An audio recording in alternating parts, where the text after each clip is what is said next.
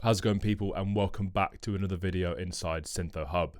Today I'm going to be showing you how to create your own disco edits. This is where we're going to take an old school disco sample and flip it into more houseier versions so you can start dropping it into your sets. Give it a bit more of a modern twist and really sort of pump up some energy with some proper chunky drums and what you'd want from a house disco edit. If you've enjoyed this video, make sure you drop a comment below. It'd be really cool to hear what you think about it, and if there's anything that you've really found useful, make sure you tell me.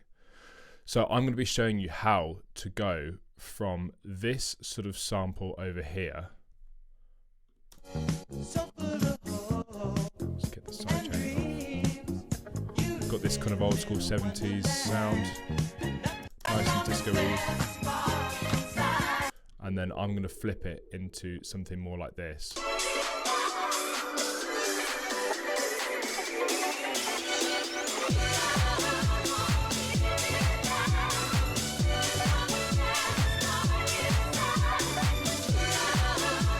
Here that the energy levels are just completely different, and what I love about this are all the sort of amazing vocals, some gorgeous strings in here. But really, if I want to put this into a set, I really want some more energy, a bit more low end, that sort of classic house kick rolling through. So yeah, we're going to be basically flipping the sample and giving it some more energy for this. So the first step is going to be making sure our sample works and is in time. So we're going to try and find a nice section of this sample to work with in the first place. So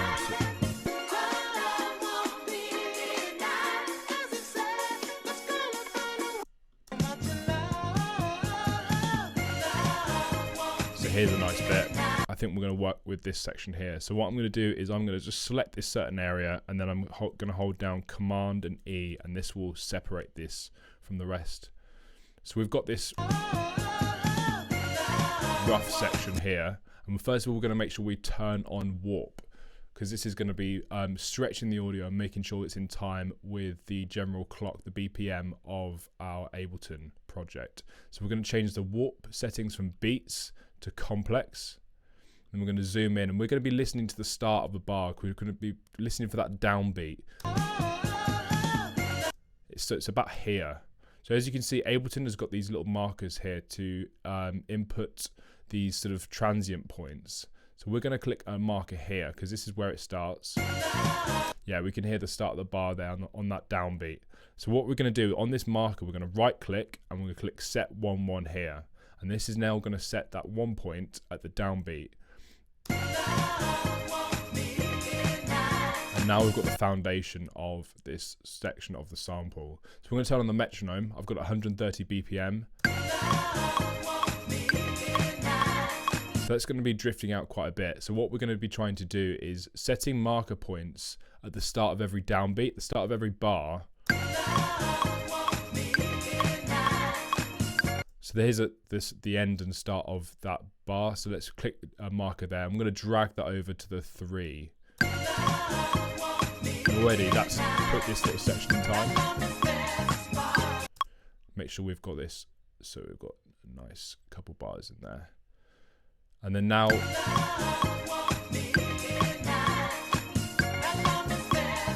starting to get there. It's really important to make sure these are all warped properly and consistently, because especially the older the disco record you get, the less likely it was recorded to a metronome, and so you get a lot of drifting when it comes to the timings, because there are just a lot more sort of the drummers might say be playing things and they will just naturally drift in and out of time. So it's really important to make sure we warp these properly, because our drums are going to be bang on and onto the grid. So that way we're going to make sure that everything sounds nice and tight and in time.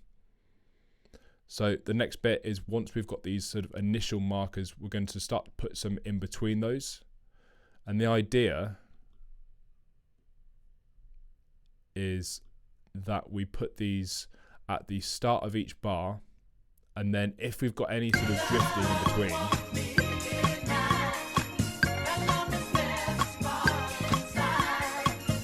we then start to add more markers in between to make sure that these transients are coming on pretty much bang on to the grid.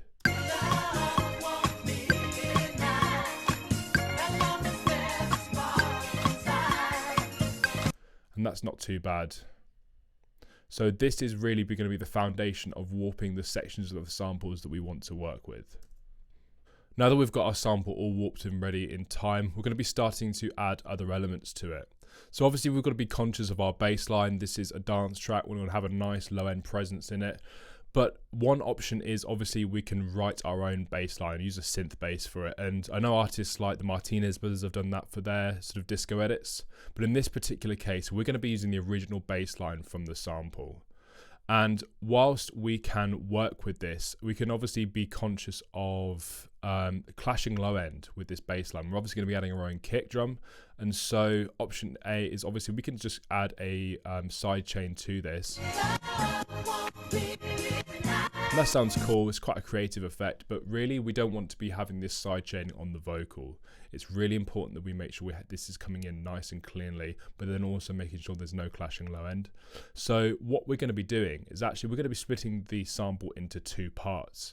As you can see here, I've got it split up into two. I've literally just duplicated it across, and on the first one I am cutting out all of the low end. You can see there's a real harsh cut there, nice steep curve, and I'm cutting it all the way up to 240 Hertz. And then on the other side, on the low end part, I am literally filtering out all of the high end. You can hear that bass line's coming through. I'm making sure that this is also in mono to make sure there's no stereo low end. And then finally, I'm then adding my side chain to make sure this can come through nice and cleanly. And by separating these two sections together, this means that we can have full control of the low end. We can side chain it nice and cleanly to then have our kick drum come through. And this just gives us full control throughout this process. Now that we've got our parts split up and we've got our low end and kick added, it's time to add some more elements. And one of the things we're going to be really adding is this entire percussion group. So I've got here some toms, I've got here sort of an open hat from 909, ride, crunchy clap, and then a 909 closed hat. And I've got these sort of lots of saturation going on here because I wanted that sort of crunchy sound, but this is where it becomes up to you. You can be original and decide what sort of processing you want in your drums in terms of stylizing your disco edit. But as you can hear, it sounds cool. The sample's coming through nicely, but it is just lacking that energy. And the 909 sort of kit is just really filling it out, making it a lot more full and giving it those house textures that we want to be able to put it in our set with. Now that we've got our elements added and we've got our low end sorted, everything's nice and in time, we're going to be really starting to think about the arrangement. So I have got the sample split up into two main sections. I've got the sort of vocal parts, and then I've also got the instrumental parts. And what I'm doing here is I'm trying to use as much of the sample as I can in order to keep it nice and engaging. What you don't want to do is have the same little clip of the sample repeating over and over again, because that can get really repetitive, and really you want to be keeping the listener engaged throughout this record. So I'm going to separate this into clear, distinct sections. We've got our intro, we've got our main sort of section, then we've got a breakdown, and then we've got another main section / drop, and then we've got our outro over here. So for our intro, I am looping the main instrumental part of the track. I've shortened the sample, and I've got this sort of slightly shorter loop. I've got the low end coming through, and all I'm doing is I'm filtering it in with the Ableton Auto Filter. Just bringing in a few more elements, because this is going to be part of the track where I'm mixing it in. Having that shorter loop sounds quite nice. And this carries on until we get up to this main section. And I've taken the low end out. And one of the reasons why splitting up the low end from the mids and highs of this sample, it gives you this full control to do these sort of sections here. just takes it out and really gives that impact when we go into the main drop. And then by bringing in all those elements together, it just has that huge impact. As you can see here, also got an auto filter just sweeping it down a little bit to have a little bit more impact to then really come back in. And I've tried to have almost a more of a natural curve on there to almost simulate as if we're using a DJ mixer. Finally, I've just got this loop shortened really tight to create this kind of chopping effect to then really fully open out the full loop. And then this going from these kind of like loop sections, tightening it a bit more, and then really opening the full sample out to let it play out. And this just creates the simulation of a nice flowing arrangement. Then I've got this full section here with the instrumental. What I've done is I've looped one section, and then at the very end of every bar, I've just got that sort of little ender to create a full sort of 8 to 16 bar loop basically, and then filtering down, and then I lead into a vocal section, again taking out the lines here just to add a bit of variety, and then going into a full section here. And I'm using the auto filter to basically transition from phrase to phrase, because if I turn this off,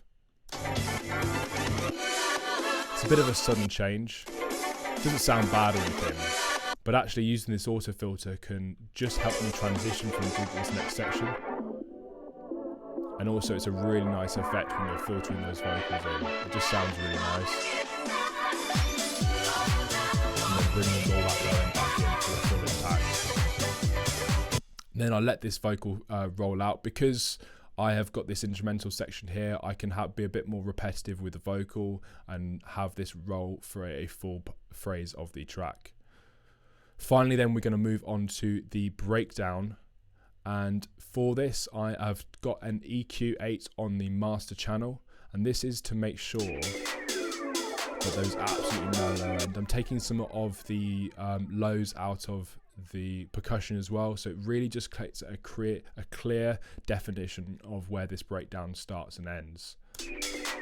So again, I'm using this auto filter to filter down the sample.